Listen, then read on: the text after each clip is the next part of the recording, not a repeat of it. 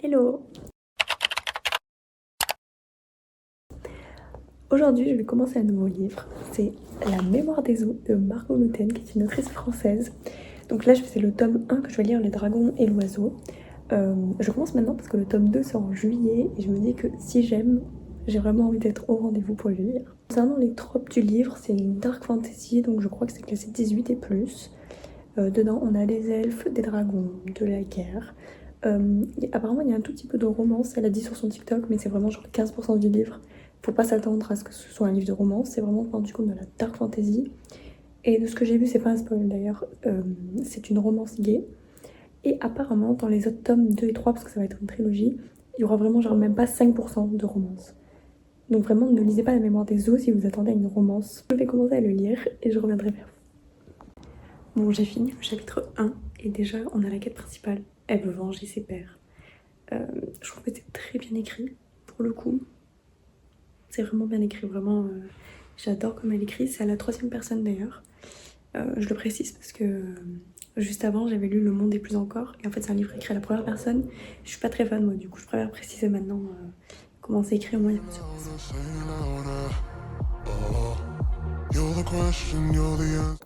On se retrouve un autre jour, mais à une autre place et dans la même tenue de pyjama. Je suis à 33% donc de La mémoire des eaux et honnêtement, je suis choquée, vraiment genre. La lecture est un peu compliquée dans le sens où si vous cherchez un livre pour vous détendre, je vous conseille absolument pas ce livre parce qu'il fait travailler quand même la tête. Genre l'écriture est assez riche, le lore aussi, il y a quand même pas mal de personnages, tout ça. Donc si vraiment vous cherchez un truc pour vous détendre, lisez pas ça maintenant. Néanmoins, l'histoire est vraiment bien, vraiment. C'est tragique, voilà, c'est vraiment de la dark fantasy. J'ai déjà eu les larmes aux yeux plusieurs fois là sur les quelques chapitres que j'ai lus. Donc franchement, j'ai hâte de voir la suite parce que pour le coup, c'est un peu compliqué entre guillemets comparé à ce que j'ai lu avant là, les derniers livres que j'avais lus. Mais ça fait du bien, franchement, l'histoire est dense et je sens qu'il y a quelque chose, il y a un gros potentiel.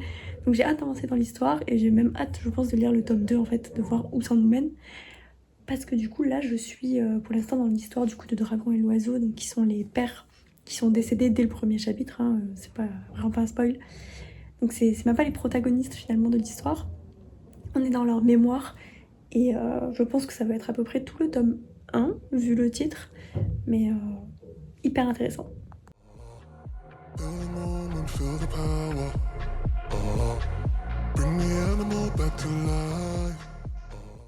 J'ai fini La mémoire des eaux, du coup je vous retrouve dans un cadre un peu plus posé là plutôt que avec le téléphone comme ça. Je l'ai fini hier soir et j'ai quelques trucs à dire. Donc c'est vrai que j'ai pas fait d'update quand j'ai commencé la partie 2, partie 3 parce qu'au final j'ai été très pris dans l'histoire donc j'ai assez vite lu. Mais j'ai fait ma petite review positive, négative, regarde j'ai quand même dit pas mal de choses donc j'aimerais revenir un peu dessus. Je vais juste commencer par le négatif parce qu'il y en a très peu. Mais alors j'ai adoré l'histoire, mais je trouve que parfois dans les dialogues, on comprend pas forcément qui parle. Je m'explique. Donc il va y avoir une ligne de dialogue. J'essaierai de vous mettre potentiellement un exemple ici, mais il va y avoir une ligne de dialogue. Quelqu'un va répondre, mais en fait comme dans le paragraphe il y a plusieurs personnages qui se répondent, etc. On comprend pas toujours. Enfin j'avoue que parfois j'ai dû relire le paragraphe ou vraiment lire les prochaines phrases où là il mentionne la personne pour comprendre de qui on parlait. Donc je sais pas si c'est moi qui suis trop bête ou si juste comme il y a beaucoup de personnages, tout ça, parfois j'ai eu du mal un peu à suivre. Et j'ai trouvé que les chapitres étaient assez longs. Alors c'est vrai que pour le coup, j'aime bien quand les chapitres font beaucoup plus que 5 pages parce que très souvent je trouve qu'ils sont trop courts. Je vois pas trop l'intérêt du coup de faire des petits chapitres. Mais j'avoue que là la plupart des chapitres font au moins 25-30 pages. Et c'est vrai que parfois le soir quand t'as un peu envie d'arrêter ta lecture, moi j'aime pas arrêter en plein milieu des chapitres, j'étais un peu en mode waouh, il faut que vraiment je finisse le chapitre pour aller me coucher quoi.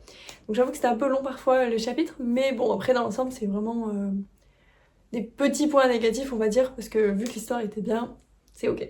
Concernant du coup le positif, donc l'histoire elle commence avec Azaela qui découvre que ses 2 pères ont été assassinés et qui du coup elle souhaite découvrir par qui, comment, pourquoi. Elle souhaite découvrir l'histoire et du coup à l'aide des os de ses pères elle va voir un conteur d'os et de là elle va découvrir en fait toute l'histoire de ses pères. Et en fait ce que j'ai adoré c'est que du coup Azaela c'est le présent, mais en fait tout le tome qui s'appelle du coup Le Dragon et l'Oiseau qui sont ses 2 pères, on découvre l'histoire de presque de leur enfance finalement à leur mort. Et c'est vraiment qu'à la toute fin qu'on découvre qui les a tués. Et en fait, tout au long de l'histoire, donc même si la plupart des chapitres sont sur ses pères, on a des fois des chapitres qui sont de retour au présent. Et du coup, on a vraiment ses ressentis à elle dès qu'elle sort de cette magie-là où elle apprend l'histoire finalement. Et donc du coup, elle est souvent choquée, etc. parce qu'elle connaissait pas ce côté-là de ses pères. Mais j'ai vraiment aimé que ça s'entremêle et que du coup, je me doute que le tome 2 du coup sera que sur elle, sur sa vengeance, etc. Sur le dénouement de l'histoire. Mais du coup, j'ai trop hâte. Concernant l'histoire du coup de ses pères, de Hélion et Tauros, l'histoire est tragique. Vraiment, l'histoire est super tragique.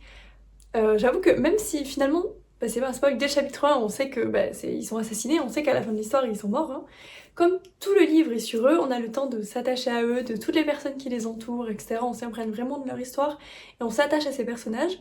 Sauf que, n'oubliez pas, c'est de la fantasy pour adultes et donc déjà, il y a énormément de morts. Et en fait, ce que j'aime bien, c'est qu'ils sont mis face à leur choix, finalement, aux conséquences de leur choix. Et tout le long de leur histoire, on voit qu'ils ont dû faire des choix parfois très difficiles, lourds de conséquences, et en fait, ils doivent les assumer. Et à chaque fois, il se passe quelque chose. Et il y a beaucoup de colère, de guerre, etc. Mais franchement, c'est très bien écrit. Ça fait longtemps que j'avais pas lu un livre comme ça, qui était très bien développé, chaque personnage. Enfin, et il n'y a pas nécessairement de gros plot twist, parce qu'en fait, leur histoire, c'est du passé finalement dans le livre. C'est pas le présent, donc on sait un peu. Mais pour autant, ça n'en reste pas moins surprenant. J'ai vraiment apprécié ce livre, j'ai vraiment apprécié l'histoire des pères. Ils ont eu une vie qui était faite de guerre et de sang, qui était vraiment pour le coup très tragique. Mais on a un petit arc à la fin où ils ont connu un peu le bonheur pendant, il me semble, une 10-15 d'années, où justement on découvre que Azaela a été élevée par eux, on découvre les petits moments de bonheur avec ses frères et sœurs, etc. Et après, du coup, ça passe au moment où ils vont décéder, enfin, ils vont se faire assassiner plutôt. Et en fait, on découvre vraiment à la toute fin la vérité. Et en plus, bon, je vous spoile pas, mais du coup, il y a vraiment. La dernière page, elle se finit sur un truc où vraiment. Je veux lire la suite, je veux vraiment lire le tome 2.